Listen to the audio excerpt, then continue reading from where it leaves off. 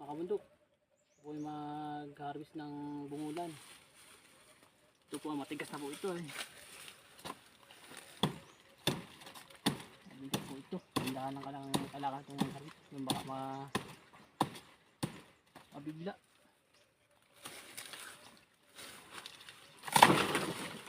Ito. Kapit po ng ano yun. Buwig. Ito po yun eh. Baka kainin naman ng ibon. Kaya nakaraan yung namin ng sabat. Hindi kinain ng ibon.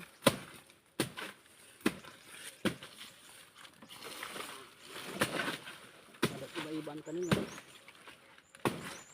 Ani-ani. Sipag tagla. Sipag pan.